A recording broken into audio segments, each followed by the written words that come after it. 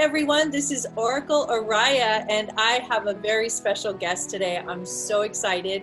She is one of our founding members of my Facebook group that I started in May called United Starseed Connections group, and her name is Sarada in Malaysia. Welcome, Sarada.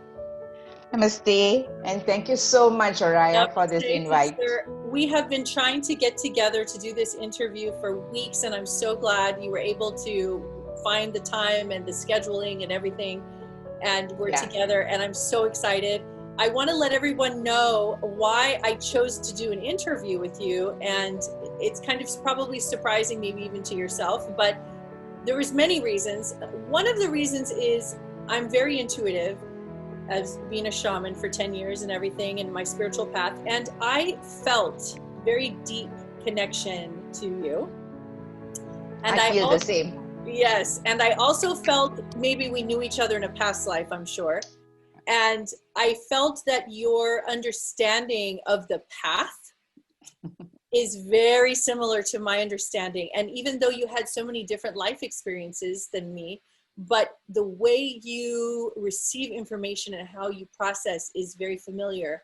So I feel like we're in this together, and I know you have learned so much, and you're bringing so much to the planet in your own way, the way you want to. And I love sharing and showcasing people so that other people can see what other starseeds are doing around the world. And your lifestyle and your choices and the reason why you do things are all very important, because when you're living in a very conscious life, you pay attention to every detail. Yes, so absolutely. One of the connections you and I have currently is Hecate, goddess Hecate. And Hecate, she's great. So when you told me that you started working with her and she is now your current guide, that's a very big deal for me. And I know some people don't know that much about her. And so I wanted to take this opportunity to really talk about her a lot in detail, how she has affected me, the way she's worked with me, my experiences, and also you can share your experience as to why you chose to work with her and how she arrived. So I would love to know that story. And then as you want to interweave your life story, you can choose how you would like to share it. No problems. It's wonderful. So thank you again, sister, for making time. Thank you again, Oriah. Thank you again, really. Thank you. Very, very, very blessed, I feel. Thank you. Well, we enjoy looking at photos of you walking with your animals and these beautiful scenes. You're walking along the country road. It's just the most picturesque. So I just love the forests and the mountains. They are my favorite places. And so staying in an environment like this, I live in an apartment, so it's in an apartment complex and all that. So I find it very inhibiting, it just like, I feel restricted. I feel very inhibited because, you will understand, we like open spaces. The more open it is, the more everything flows. Exactly.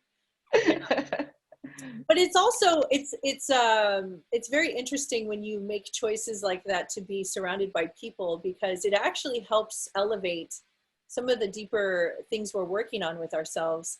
Because when the current home that I live in, I was so excited to move here because it's across from the ocean, and I said, this is everything. I worked so hard to get here. Oh my gosh, now I could really do it. And guess what it turns out to be? It turns out that because it's quarantine, everybody wants to go to the beach. And then the traffic is like a freeway. It's a highway. Wow. It's so loud. And I could not believe what I created. I created the most picturesque, most beautiful environment, and the noise level is so high. And I said, aha, okay, there's a reason why I did this. There'll always be a reason why things happen to us.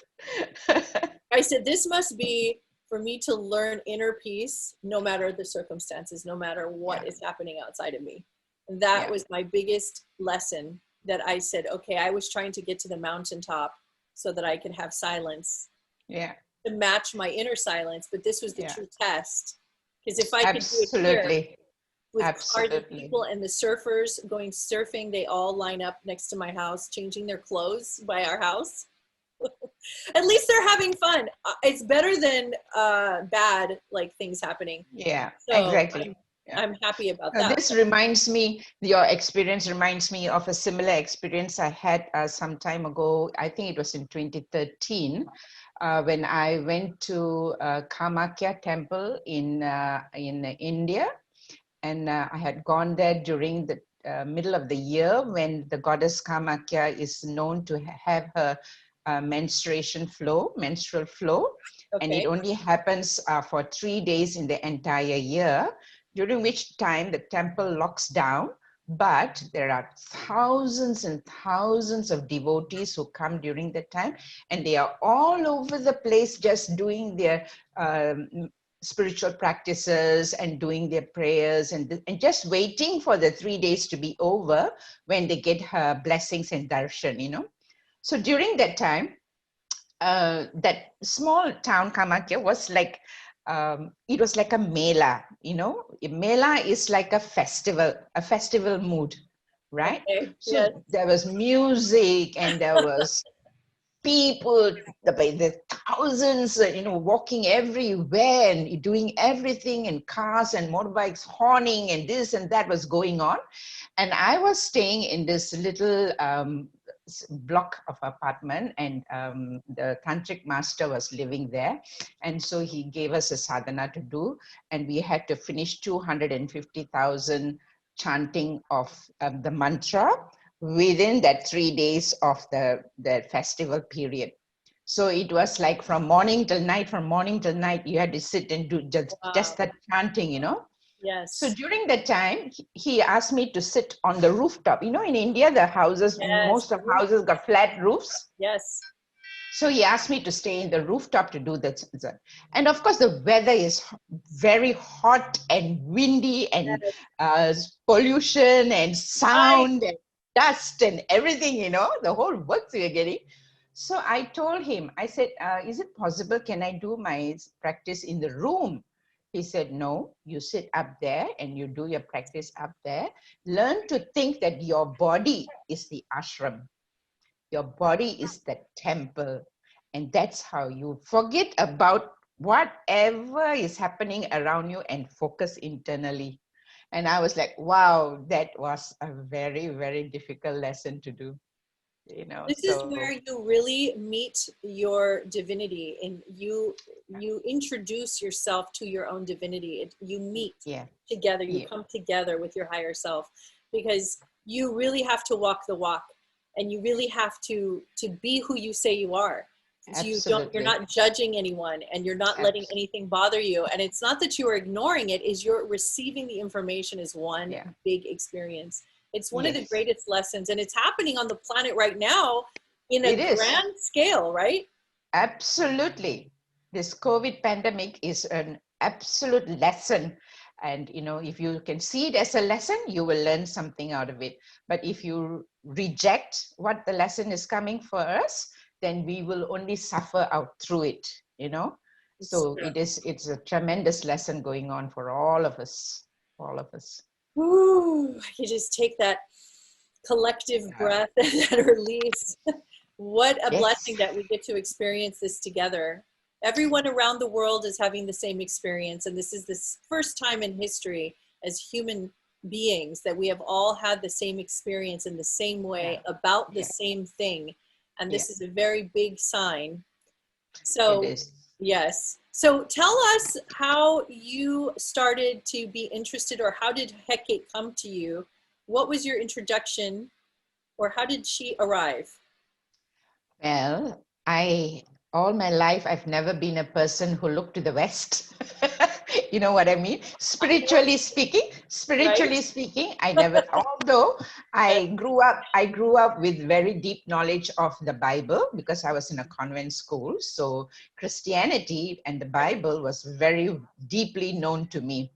And then of course Hinduism was a major portion of my life, because being born as a Hindu, you tend to follow your elders and your teachers and your gurus, and things like that. It was going on.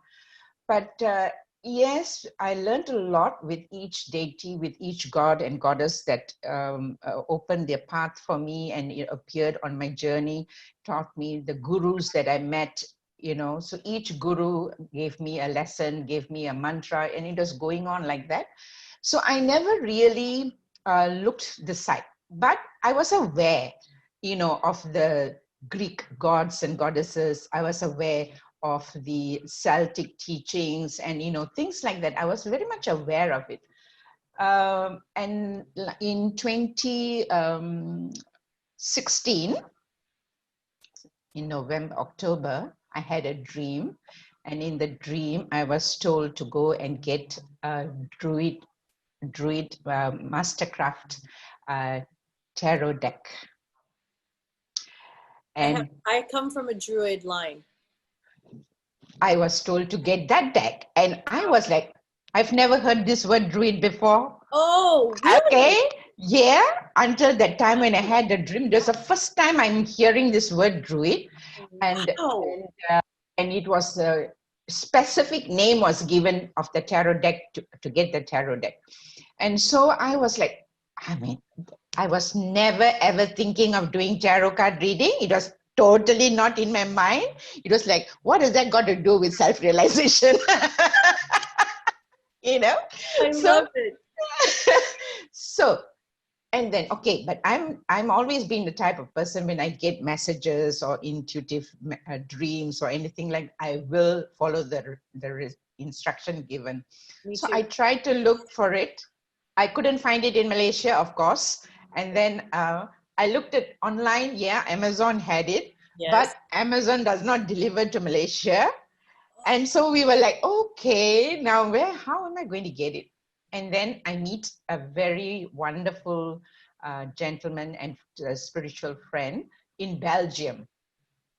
And he wanted to learn from me about the goddess. So I was giving him lessons and this and that online. It was going on for almost 5 months. He was learning from me. Then in March, when my birthday came along, and then he asked me, what can I get for you for your birthday? So then I just thought about it and I said, okay, why don't you try and get for me the deck? Oh. So he bought it through Book Depository, and he parceled it to me. And that's how I got my first tarot deck. And now I have 4 decks with me. Look at what that started. Yeah. And from there, she still hasn't come in yet. From there, then I started to get interested to do magic wands. I do wands on my own, handcrafted. Wait, you know that I make magic wands. You do? Oh, wow. You don't know this? No. I never said it. I make, oh my gosh. Are you serious? I make invocation. I make sacred medicine. Yeah. Awesome.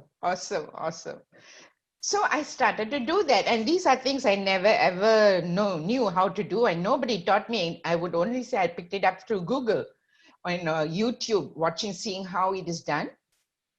And I used to go and pick branches from very specific trees. I don't just take anything and everything. And I started to make the wands and then get everything done. So it was a very, very wonderful learning experience of doing the wands and getting it. And then I just was giving it away to my family and friends, very close family and friends. I just gave it to them. And from the wands, then I created what do you call it?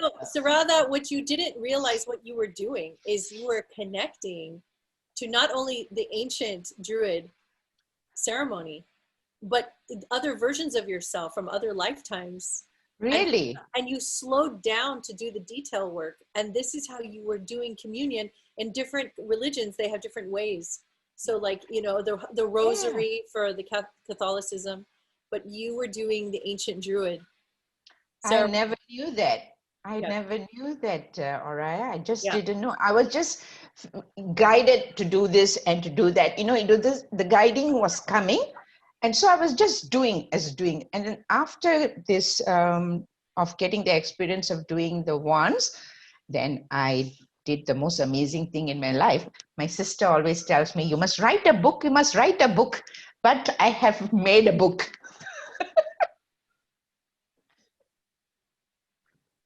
Can you please open it? You made this? Yeah, I made this. What? It's massive. Yeah, it is massive. It's so beautiful. Yeah. Oh. Oh, that is so gorgeous.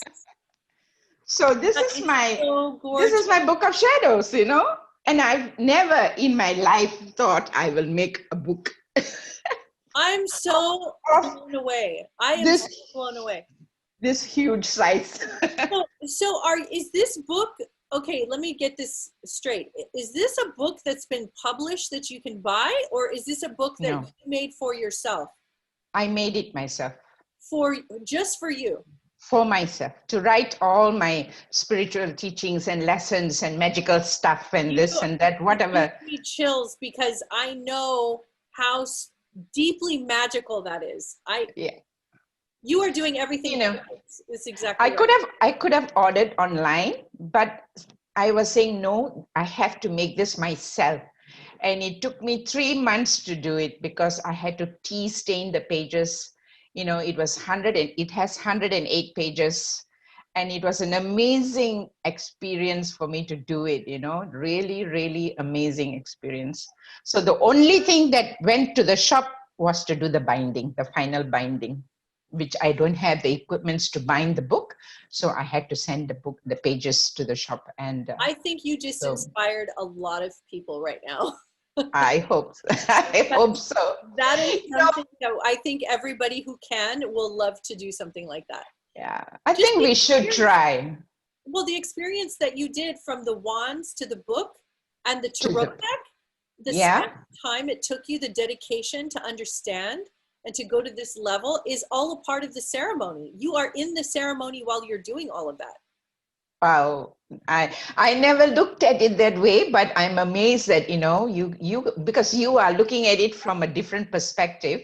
And so when you explain it to me, and it's like I'm beginning to understand the whole system of it. And I'm not saying that I know so much about the Druid culture or the way the Druids do current day traditions, but what I do know is it's very much based on ceremony. And using tools. And so this action that you're taking is all a part of the ceremony and the action. You were stepping right into the territory. and during this time when I was doing the book that the goddess came. And that's when I discovered the goddess Hecate. I never knew she existed. I'd never heard of her name before. And I just discovered about her. Did you hear her name in your head? No, I just came across her in when I was doing my research. And that's when I said, okay, I didn't know there's a goddess for witchcraft and there's a goddess of the crossroad and all these kind of things. I never knew. Wow. And immediately I felt the connection with her. Immediately. Now, some people pronounce her name Hecate and some people pronounce Hecate. So either way is fine. It's just different ways of saying it. Yeah. So, okay, you felt her energy coming in. Totally. And what did you feel? And why did you, when did you start to understand that this was no accident, that there's a reason why? You see, because through my spiritual path, I've always been walking the path that is, I would say, not the general path that most people tend to follow. Like, I mean, I went through that, but I was going away from the crowd and I was going to do things that very few women will tend to do. Men generally will do it, but the women to go on the path was not something easily done by most women, because as I was initiated as a Naga Sadhvi in 2011, that is also 90% there are men in it. 10% women, that kind of a group it is, and from there, then I got connected with the Agori Baba and got initiated into the Agori line. And that is even more like, the women just don't step into that kind of territory. Wow. And so when I went there, and my purpose was actually to find out what happens after death, the life after death, and that kind of knowledge of what goes on, beyond all these that we see, this illusion and the things that we do in life and this and that. These are all very obvious things to us, And then when I got connected in the Tibetan Buddhism, that also opened a door for me about what the tantric practices and all these kind of things. And from there, then when goddess was she's the goddess of the underworld, and she's got so many characteristics to her that only I feel, because I was also worshipping goddess Kali. And these are goddesses which are very powerful goddesses. Those two are like this. yeah, they're like that. It's like, if you say goddess Hecate has got three sides to her, definitely one of the side is the Kali side. Oh, absolutely. So they're just side by side in my altar, my altar room. Right. Yeah, Kali was, I went through Kali to get to Hecate. Same. Yeah. It was absolutely the same thing to me, Mm-hmm. And so when I'm here now, and then I was like, it is not easy to find the right kind of teacher or the right person to teach you this kind of very deep, mystical, secret knowledge. It's not easy to get it, No. You can't find the right teacher, right master, So it was a lot of disappointments, more disappointments than, success. Yes. But everything has a lesson to learn, everything along the journey. Have you ever heard her speak to you? Not until now, but she gives knocks on the table. Yes. Whenever I am sitting here and doing my ritual, she will knock the table. There will be a sound coming from the tabletop. And it is a sound that can make my hair, just stand like that, because I know she just catches me unawares like that. Well, let me share with you a little bit of my experience with her, because I might, while I'm speaking, it might spark maybe some memories or things that you have experienced with her that you didn't even realize it was her. Okay. So let me tell you what happened. Just like you, I had no idea who she was myself. And just like you, I also went through Christianity from birth until 24 years old. So that's all I knew. And then I had the first awakening, and then I've had many awakenings as well, just like yourself.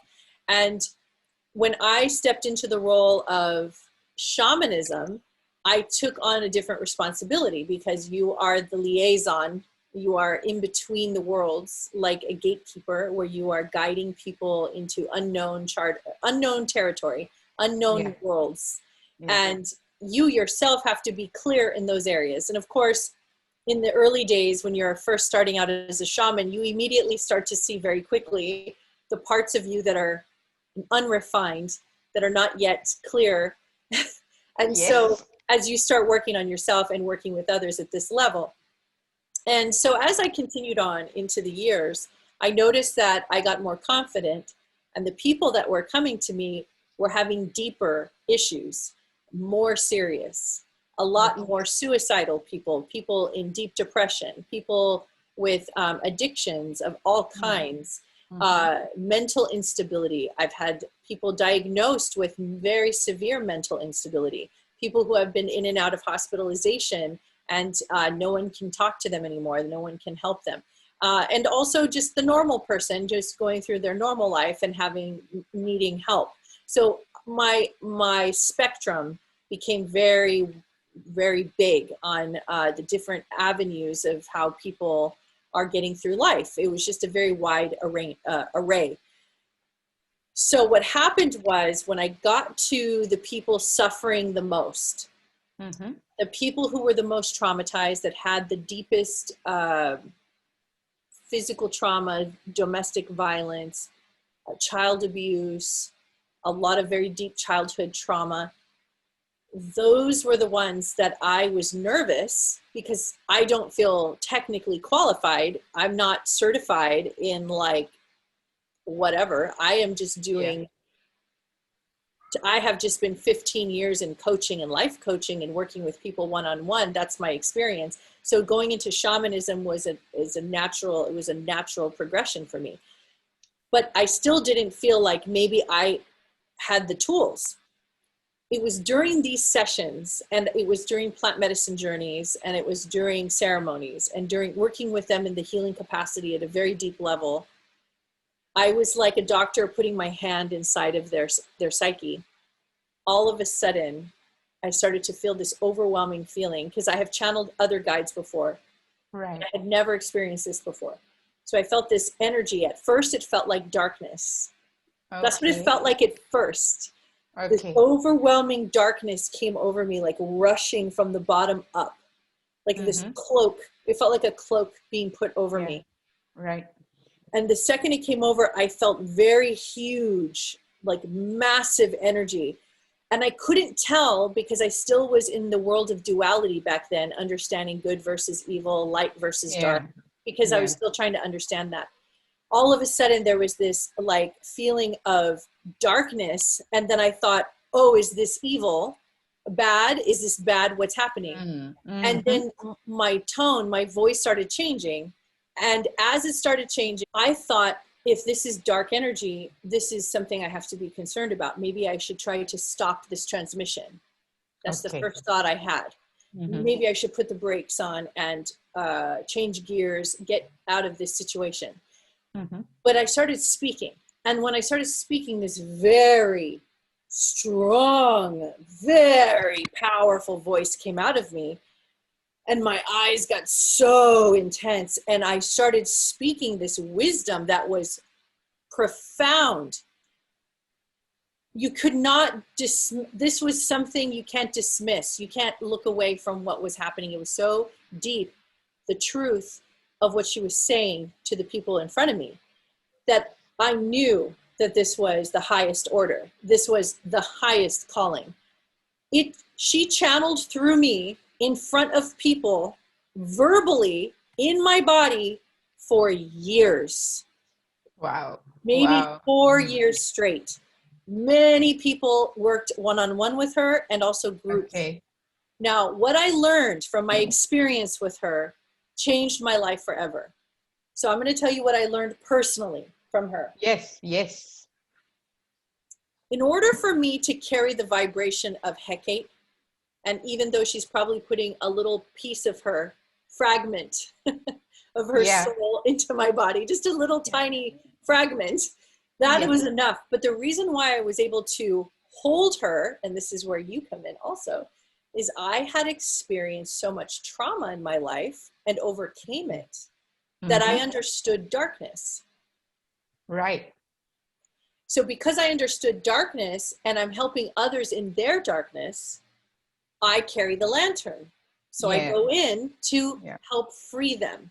And usually what happens is these people are at a crossroad in their life where they don't know which way to go. They're making a big life decision, right? Exactly. So she comes in with the lantern. Now, I didn't realize that I was doing the same thing she does, which is carry the lantern, go in the dark, help people come through the dark. I'm not afraid of the dark because I've seen so much, I've experienced so much. So I was able to hold that vibration and not be afraid. Because people get very upset when they have to read. Yes, they do. These moments are very scary for people, right? Indeed. So she comes through and she's blasting like lasers coming out to people in front of me. I am in the background holding space for this being. And the whole time I'm saying to myself, I have never, because I was raised Christian, I didn't know that God is in darkness. Yeah. I didn't know that. I didn't know that love and power can live at this level in darkness. And that, I'm getting chills right now while I'm saying, oh my God, I feel her so much right now. Oh, so it's been a while. Hold on. I feel her very strong. Oh gosh. Okay. So I said to myself, I have much to learn here. I'm a student. I need to sit down and be quiet and listen to the goddess. She has to teach me here something. So here's what she said to me in many ways through talking through me. She has said, this is the first thing I remember she said to me. She said, do you see this beautiful city of hell that you have created? Your personal hell. Do you see it? I said, yes, it's very vast. I have spent decades creating my temples of pain and suffering. I know them all very well and intimately. I know all the characters and the creatures and everybody that lives inside of this city. This is my personal city of hell. And then she said to me, why are you afraid of your own city that you have created? You are the queen of your city. Yeah. I never looked at it like that. I said, you're right. I am the queen of my city. I don't know why I'm afraid of my city. It's my people. It's my town. I made this. Yes. I have lived here comfortably, believe it or not. I have lived in my personal hell comfortably for decades. So one would say to me, how could you say that you were comfortable? Well, it's very logical. If I was uncomfortable, I would get out. Exactly. Yeah. But I did not. So therefore, I found comfort in this type of darkness. I didn't know that's what I was doing, but after I left, I can see that's what I was doing. So what I learned was, in order to understand the light, you have to make peace with darkness. And to understand the darkness, you have to be in your light. To understand the light, you have to know darkness. It is all one, right? So she represents the underworld of people's lost souls. She represents, that's why witchcraft and the, Wicca have her as the main goddess, of course. But she is the one who says, you created this. I'm going to be honest with you, Sarada. She's one of the most powerful goddesses I have ever. And Kuan Yin is, to me, above Kali, because she's bringing in a level of articulation. Wisdom. Kali is the fighter. She blasts through. Destroys everything out. And I've channeled Kuan Yin. So I know the different vibration, but Hecate is one of to me, she's up there with the Viking god Odin.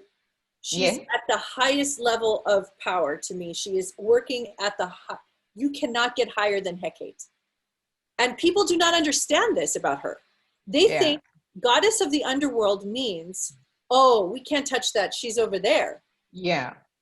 She's saying to you, this is where it's all at. I am standing in the crossroads of your psyche. I am in the world you have created of pain and suffering. Exactly. If you want to understand yourself, you need to understand how to be a goddess of your own darkness. And I said to myself, you know what? I'm going to do that. You know what I'm going to do? I'm going to become the goddess of darkness. That's what I'm going to do. I'm going to remember that girl that put on the black leather jacket and was so intense and cursed and had tattoos, and I didn't care, and I was rough and rebellious. I'm going to bring her back. I am going to be the queen of darkness. That's who I am. But it was a trick, because as soon as I did that, I slipped into the goddess of light. How I did that is because I didn't make myself wrong in my darkness. Yeah. I stopped making myself wrong. I became the queen of darkness, and I was so proud of my creations. I made so many things. And Absolutely. then that's how it happened. That's how she snuck in and she got me. She's Yeah. so sneaky. She is, absolutely she is, But She really, has so, she has she helps so me. Tell me. no, go ahead, please. No, I was just going to say that, she's opening the doors, helping me to enter into things that I feared, and I, whether through experience in this life or maybe something that was carried down from the previous life, but it was definitely something like that. Oh, that's a sweet little one. No, she never comes in my interviews. She doesn't care about the Oh, interview. She can care wow. less. But because you have 6 cats, She she has knows. to say hi to you. She has to say hi to you because you have 6 cats and she knows about it. Yes, she's so sweet. Lots of hugs to her. She's She's a healer beautiful. cat. She heals. She's She jumps on really, people's laps when they're she's healing. really beautiful. Yeah. You see how when somebody says to me, especially someone like you, who have experienced so much, and you have gone all around the psychically, spiritually, you have gone around the world, so to speak, Emotionally, emotionally, everything. yeah, in every essence of it, every aspect of a human being went through it, went And through when it. you told And me, it's still, that story is still not over. It's still happening. of course, It's still happening. but the fact you say to me, but now I'm working with Hecate, Yeah. that was it. I said, oh, baby, you got it. You got it. If you are experiencing her, then that means you are in the final stages of your mastery. This is where you now become the magic wand. And you have studied your whole life to get here. And so this Yeah, is where you now bring it all together. it Because is. It she is. encompasses all things. She is the entirety of It life. is. Absolutely. I'm learning that every day from her and the things that she teaches me. Because as I was mentioning earlier, that I was like not aware of how I'm going to learn about her practices, her rituals, how to address her words, all these kind of things was going on. There's so much to learn and to practice and to understand and realize her presence in my life at the moment, and then I got connected with someone from America. His name is Jason Miller, and he does online courses for the goddess. So I said, okay, so be it. Let me learn something. Is not something is better than nothing, So it was a 7 months course, and but it was considered as level 1. So never mind. I have to start somewhere. And so I did it, and he's taught a lot of things like how to make certain things. So I did the 7 months course. So during that course, I learned a lot of things regarding the goddess, and I learned to make very, very unique, very unique, special things. I made her key. That's These amazing. are But the amazing thing is all these, it's not easy to find things in Malaysia. So the key, the skeleton key, came from Hungary.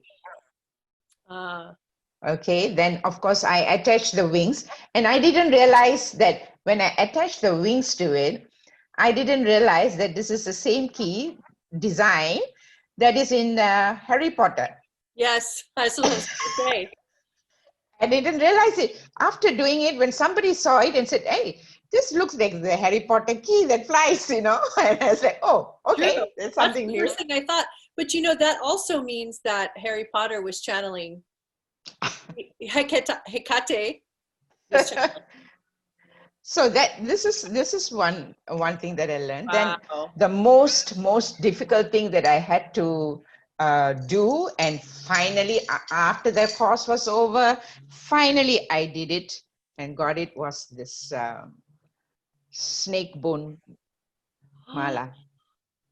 Okay, This was very, very difficult because I can't get the parts here in Malaysia.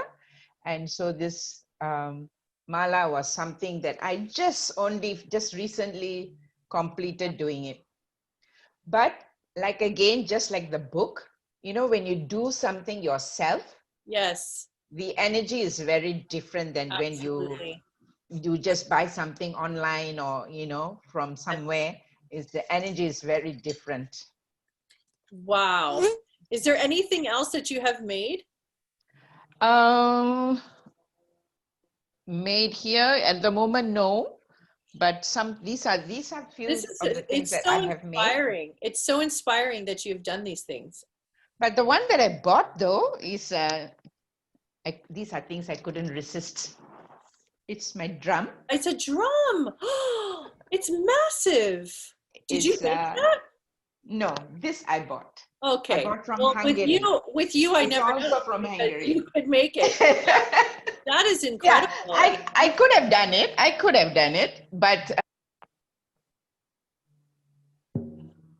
wow.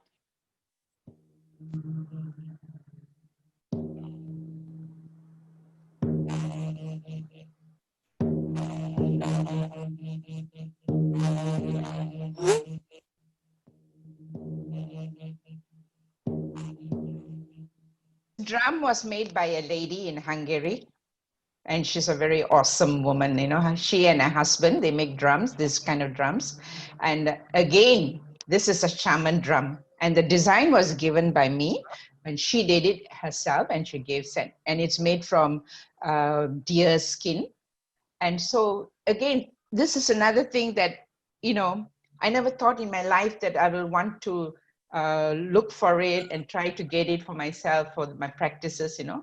So, and then when you say you're a shaman, it is like, okay, you know, it's like, wow, okay, the connection is coming. Well, what you're doing is you're erasing the boundaries. So when I first married my husband in 2010, we met and married in 2011. He's Indian. So I've been to India 10 times, as you know, and I really fell in love. And there was a lot of past life experiences. And as soon as I get to India, I'm at home, and I even understand some Hindi. I don't know how. I don't know how that's happening, but I understand what people are saying a lot. So I am very connected, and I love the people. I love the different cultures and the different areas. We've been to Kashmir, everywhere from Goa to Kashmir. I've traveled so much in India, and the food and the goddesses, and it became a part of my life. And I realized I could never have made it to where I am today if it wasn't for understanding the gods and goddesses of absolutely. It's a whole journey. Absolutely. It was breathtaking going into the Lotus Temple and all the temples in India, looking at visiting ashrams, you know, understanding, you know, just being in on the rivers and the boats and the ceremonies, and just there's so many times I've just was standing still with chills just running through my body of what I was experiencing and witnessing. And I know that India has all of their political strife and very deep issues. I know all about the issues, how powerful they are, because it's layers upon layers of history and thousands of years of just trying to understand how to break free in a way that they can be empowered. So I understand, like, there's so many layers. Yes. And to understand India, you have to be very connected to your heart. Very connected. Yes. You have to walk around basically with a heart like this. I've been traveling to India and Nepal since 1972. Almost every year, every other year, I go different parts. So the longest I stayed in India was 4 months, when I covered the 12 Jyotirlingam temples in 4 months, together with a very close friend from India. We both of us did that rest of the time, but slowly I found myself going more inclined towards the north, mainly because of the mountains and the Ganga River and the Himalayas. The Himalayas was a tremendous magnetic pull for me. You know, when I was in the Himalayas, I've been in several different parts of the Himalayas, but when I went to go see the Dalai Lama, not him personally, but I went to the temple, I noticed something very unusual, and I'm glad that you brought that up, because I want to ask you if I'm the only one who has felt this. But we did the trekking, we went up into the mountains, horseback riding, and we did all of the, you know, adventures.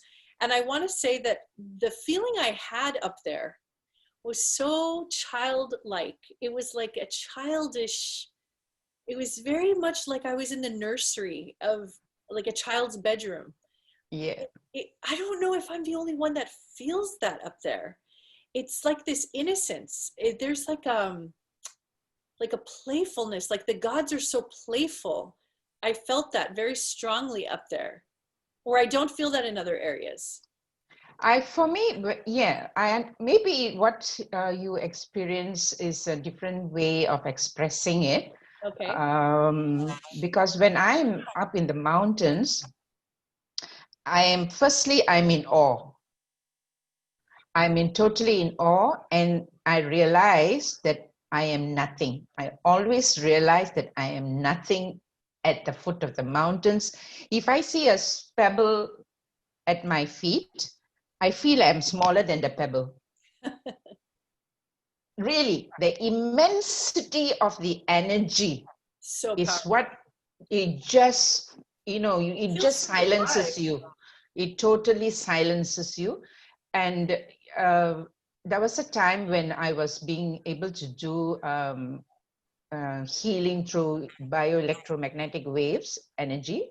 I was doing that. So whenever I'm in the mountains, ocean, forests, these three places, the energy just flows by itself. It just flows. And my whole body, my hands, everything, every part of me, I just lose control. And I just move like as if I'm doing some sort of a tai chi, you know how tai chi movements are?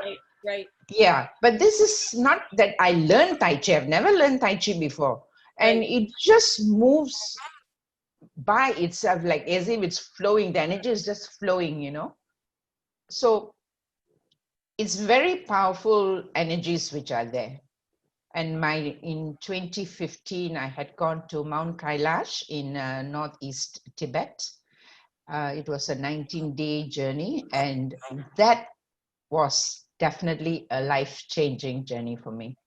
After that, it was like everything else made no sense, and everything else is just faded away into the back of my life. Wow. It was just nothing after that. Wow. So it was just a spiritual part. Was there a defining moment? That was the defining moment, was when I reached the what you call the peak where you cross over the Torongla Pass. Yes. And it was a time, I had taken, a trishul, a trident. I had taken a small, about 1 foot long brass trident from Malaysia. I took it along with me. And when I reached that mountain top there, the mountain is not a mountain that you can climb directly. You have to circumambulate the mountain. So when you reach the highest peak of the circular path that goes around it, so that's where I went and I pierced the trishul into the ground, and I just left it there as a offering for the god. Wow. And it was an amazing vision that I had, that I immediately saw myself entering a huge cave, and it was all dark and misty. And as I walk into the cave, at the far end of the cave, I can see a figure sitting in meditation on a rock. Can I tell you something? I'm getting chills. Please do. When you're talking, I just keep getting chills. So while you were telling me the story of going up into this mountain, I had a vision of you going into a cave, and there was something very like a saint or a spiritual thing happened to you, and then you just said it. So that's how dramatic that moment was, that I actually picked up on it. So take us back to when you first entered the cave again, because I lost track. I went into my... So I was actually, that was at that height, there's ice and snow everywhere. It's not a place where there is where it is warm and thing. You're with jackets and this and that and everything, fully clothed, and the oxygen level is barely there for you to breathe, and in that kind of environment. So when I did that, when I implanted the trishul, and I just closed my eyes and did offering to the Lord Shiva, and in that split moment, I just saw it. I just saw this huge cave. It was so huge, like, you can't see the ceiling of the cave, that kind of height it is. And it's all like dark and misty. It was very misty. I could see the swirls of mist flowing through, that kind of mistiness.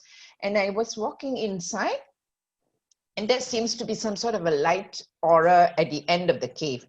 As I walk in, and the mist is like clearing, and then I begin to see the shape of a rock. And on the rock, there's this image of a person sitting in meditation pose. And that was it. That was a vision that just came to me, and the next minute it's gone. But till today, I cannot forget. I somehow saw that image of you walking into a cave.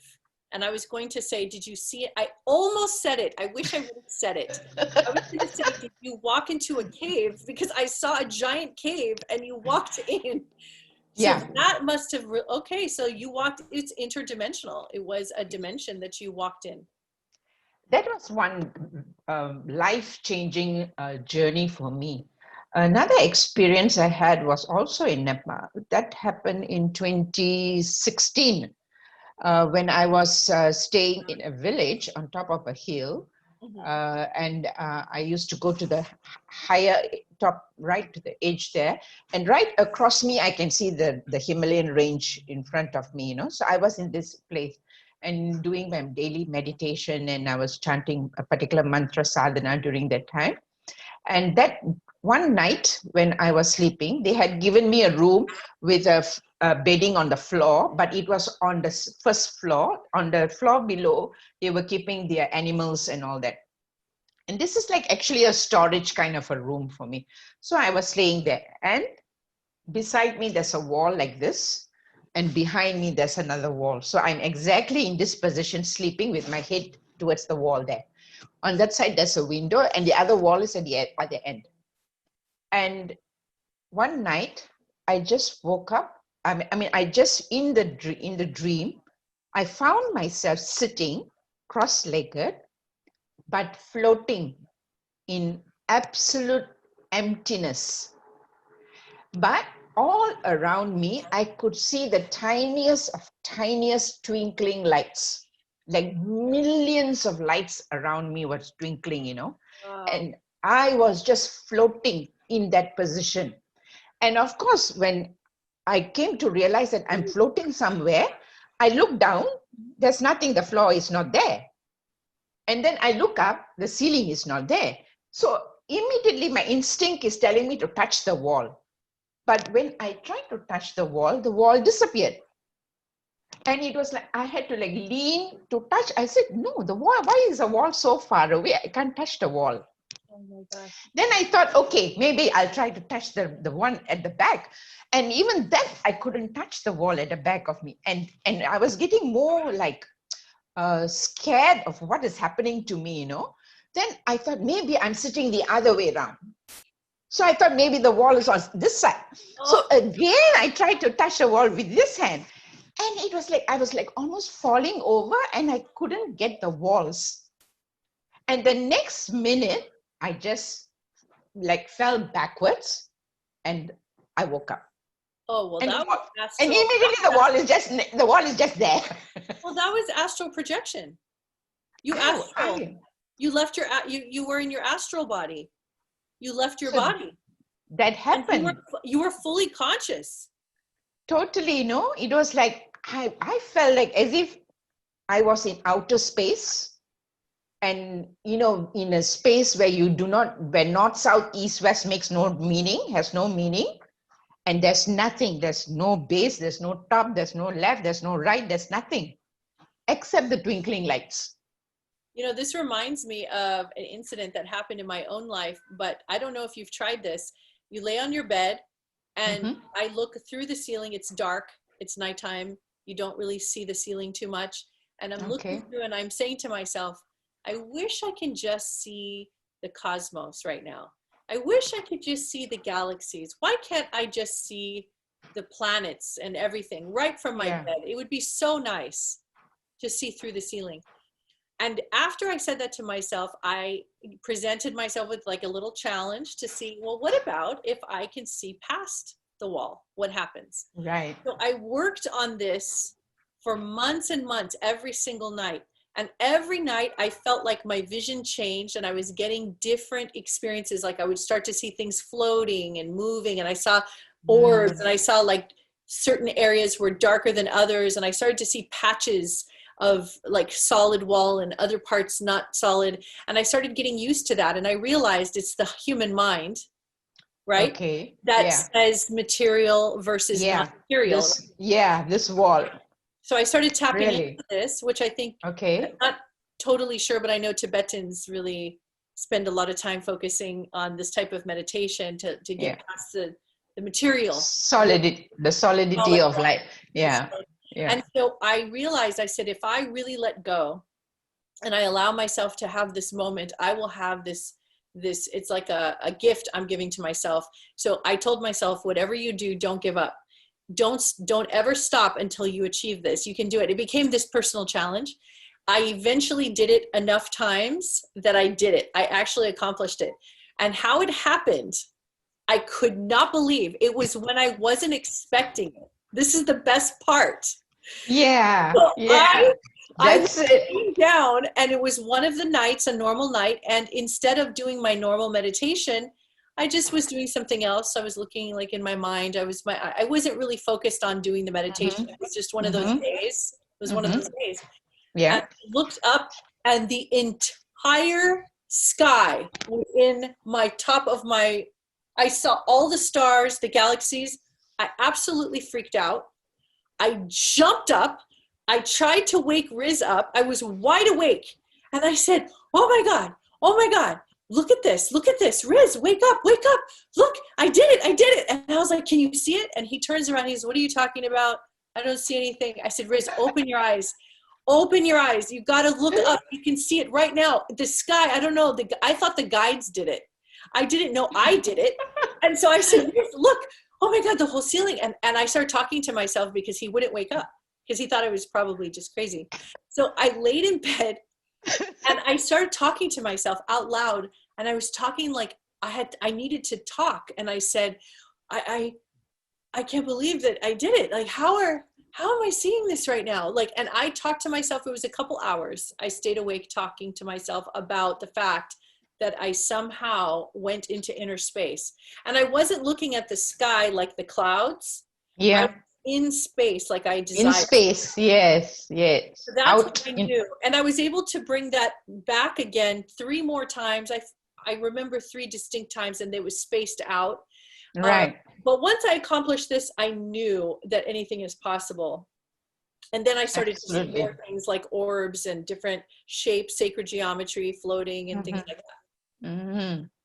So you see, it's such an amazing experience, when suddenly, but it does, the first experience definitely puts a sense of fear because it's the unknown and you stepped into a different dimension.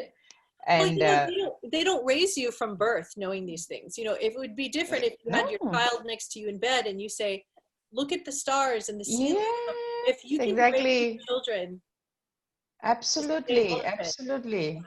There's so many things that we are restricted from birth, that this is how it should be. That's not the other way, this don't. And then, of course, being a woman, there's so further additional restrictions in your path and in your upbringing that this is only for men to do. A woman shouldn't do this. You should get married. You shouldn't have children. This kind of general expectations by the culture that we are born in. So all that, I went through it all. Did you go through a at the period same time when you were younger? Did you become very rebellious at any point where you were? I was always the rebellious one. I will always break all the rules in the house. Oh my even God. even till today it happens. So everybody's like, okay, let her do it. Let her do it. You can't stop her. You can't stop her. They can't stop. Totally, so and it's not that I will say, Mom, can I do this, or Dad, can I do? I said, oh, I just did it. When I got my Don't first ask. tattoo in my life, it was like, what have you done? And, I love the fact that you are learning the global, how would you say, the global templates of the different religions or the different gods and goddesses. Like, you're going around the planet. And I think that's so important. Like, when you joined the group, I was so excited because I said to myself, because I'm familiar with the Eastern philosophies and religions. And I said, I'm very excited that she understands there's so much more. There's so many layers. There's so many different, and she's so open to play and have fun. And that told me so much about you, because I did the same thing growing up in the West, to come out to the East and really to absorb and take it in as my own, and becoming like a part of the culture, like it is mine. And like, I say culture, but I mean the East.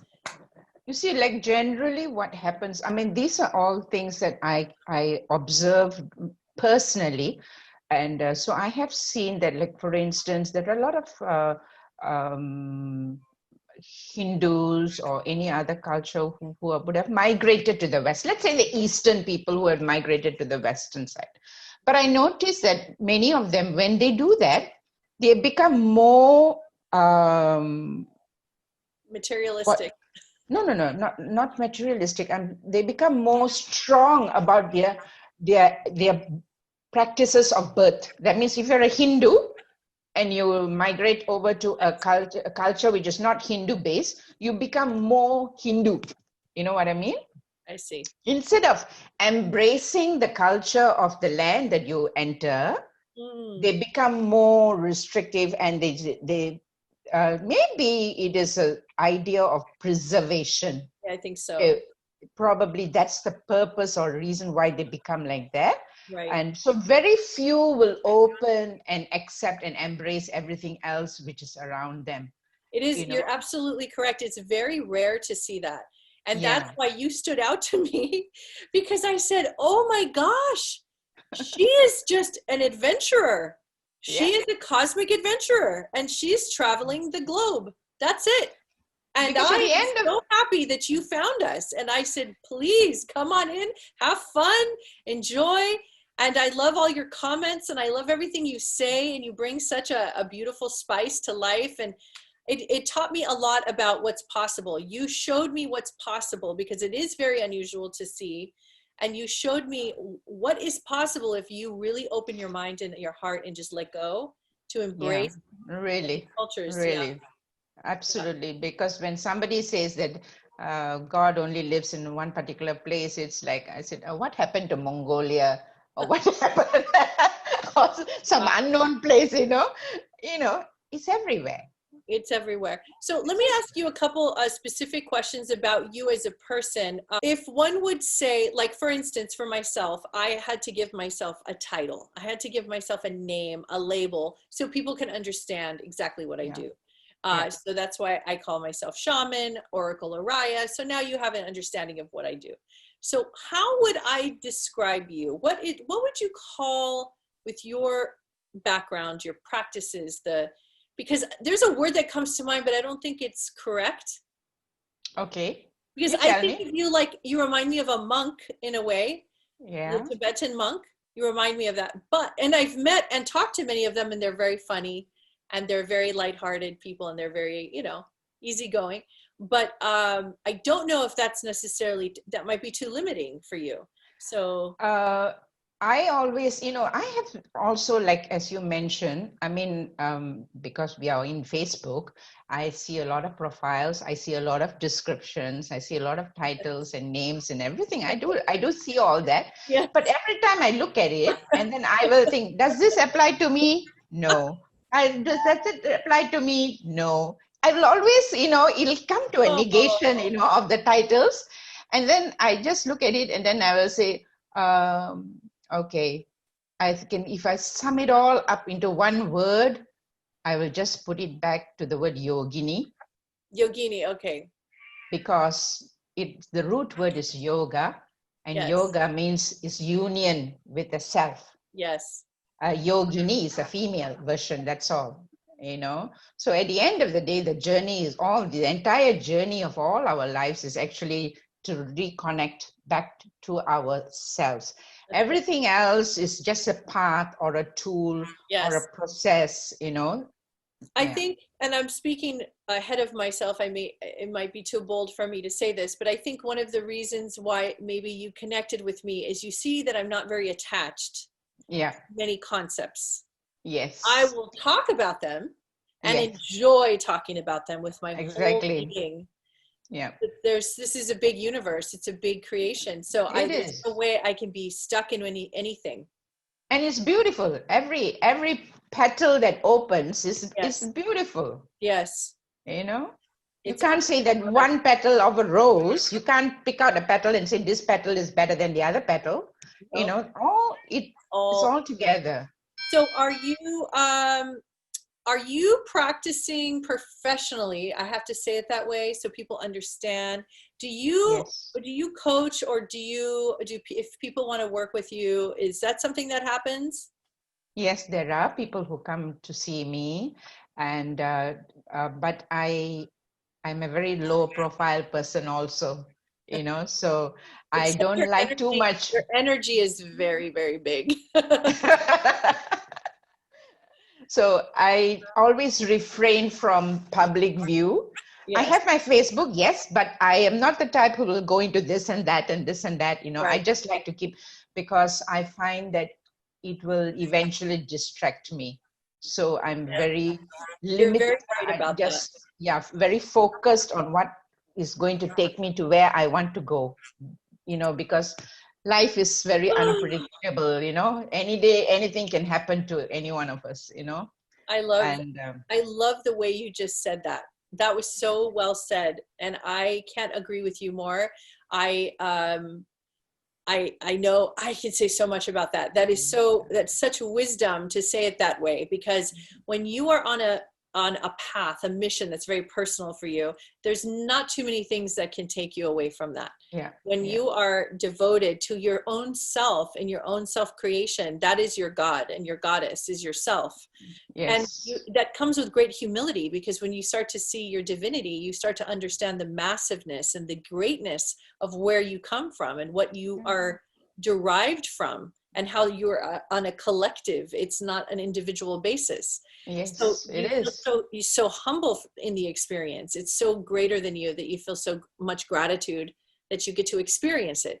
You are the observer and the observed. Absolutely. So, yeah. So I really understand. So, but if you want to say it on even an official basis, if you want to say that because of my initiation as a Naga Sadhvi, and that is I'm connected with Juna Akhada in India. I'm India lineage, Sampradaya, which is Guru lineage. It's a lineage from Guru to Shishya to Guru. It comes down, that's a lineage. Mm-hmm. So I am one of the, as you say, it's a monk. The English word you would call a monk, but I mean, that's what we call. I don't know what you would call it, but that's what we call in the Western world. Yeah, like you see, even the mala, the mala, we call it the mala. You will call it the rosary. So, but it's still the same thing. There you go. Yes. You see, so it's just words. It's true. Just words, So each word is different people's perspective of it. That's all. That's true. So if somebody wanted to reach you, the best way is on Facebook, I would assume. Or do you Yes. have like another way that's better, or email, or do you prefer Facebook? Yes, email is here, Zoom is here, and So yeah, if you text me or private message me your email, I'll put it in the description below. yes, Yes, can. and I definitely want to talk to you again in another future episode.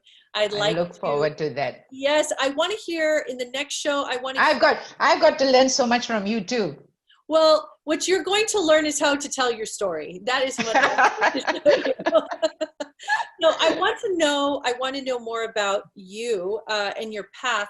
And your life is you've had so many experiences. I know you can't cover everything, but you can cover maybe small moments that were important for you, that changed you, and you became who you are today from these moments. Yeah. And I know that you have the way you will talk about it, I think people will benefit from it, because there's especially women who have been through a lot of Especially, this gender, restrictions and gender things like bias, gender restrictions. bias. Yeah. Yes, yes. So it'll help a lot of people, and wherever it goes, because I love how you flow. So you can, who knows where you're going Yes, to be guided. really, Oriah.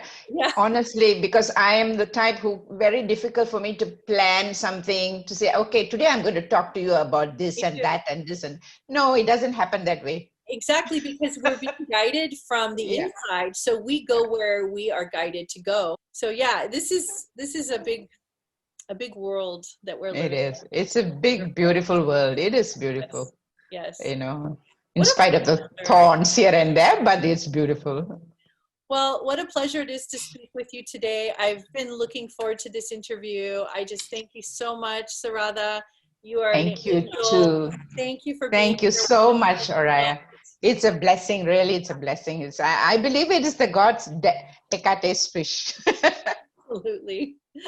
So it is a pleasure to meet you and all the lovely friends, the Starseed friends. I love Yes. them all. They're Oh. marvelous. They're marvelous Well, people. we will have you on again. I'm sure everybody wants to hear more, so we will Thank you. connect again. But Anytime. say hello to your 6 cats. Yes, I will. I will. My cat was going crazy over here because of you. I know. I locked them all up. All right. So have a great day. It's the Yeah. morning time for you. It's an evening. Yeah, For you. it's 11:20 now. Okay. All right. So have a great day, and we'll You too. see you online. Too, right. Yes, see you online. See you online. Okay. Take care. All the best to you and everyone else. Thank you so much, sister. Okay.